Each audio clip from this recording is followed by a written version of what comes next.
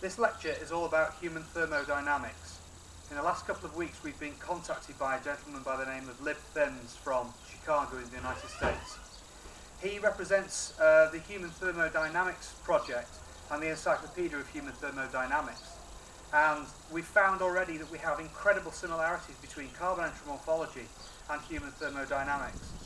The fundamental principles of utilising all of the aspects of classical physics for describing the way in which all life fits together is absolutely central to the theme of human thermodynamics.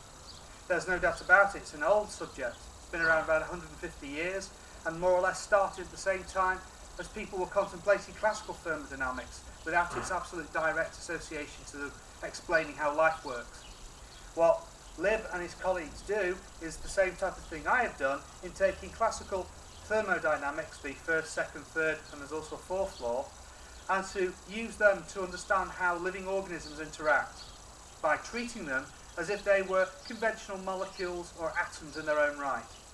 In this way we can contemplate the way in which we can take a group of human beings, for example, and treat everyone as a particle wave system, and therefore we can use classical models of particle physics to understand how they interact.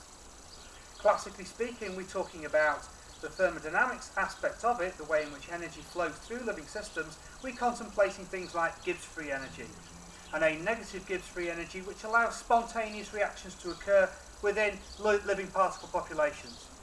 The fact that the same problem arises in human thermodynamics as has arisen in carbonentry morphology, namely that we find it difficult to make meaningful measurements, does not mean that we should be putting all of that fantastically powerful mathematics and the incredible consequences of that mathematics to one side.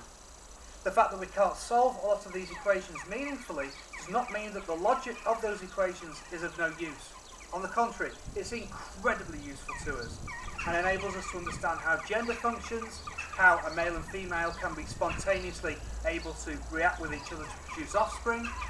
And with my model of gender and my thermionic trinity and the idea of solartrophicity as a full model of the thermodynamics of all evolution from the Big Bang, means that we have an awful lot to offer this field.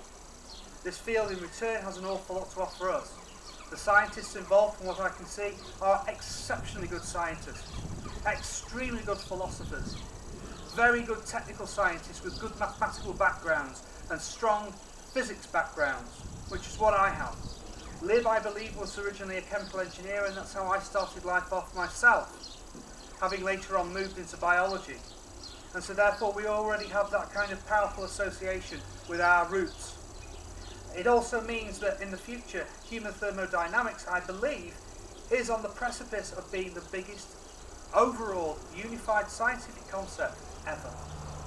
Human thermodynamics is almost the beginning of the end for humanity, as it deals with all of the really, really gritty, big concepts, such as why we look the way we do and the particle physics associated with it, why we function in the way we do, why we have spontaneity in terms of the way we react, how other organisms bond to each other, and how we can use the fundamental logic of bonding on the chemical sense of it to understand how a man and woman bond when they come together to form an offspring. There's also other concepts in there, such as God, heaven and hell, and the thermodynamics associated with that, which is a very big part of my work on morality.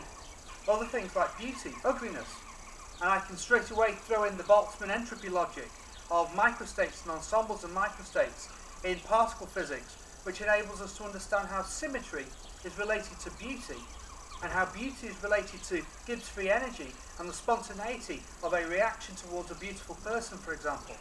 These are amazing concepts that are very, very difficult to prove in terms of absolute numerical precision, but by using the equations of thermodynamics and other aspects of physics, including my work on the conscious wave function and Mr. Carbon atom, this gigantically amplified carbon version of myself, I believe gives us all of the extra little bits and pieces that make human thermodynamics the possible biggest academic subject of all. I think it is the envelope subject that deals with absolutely everything. It's brave enough to deal with spiritualism, it's brave enough to deal with concepts such as love. Again, all of these concepts fit into carbonentry morphology. I've always said that love was the strong nuclear force.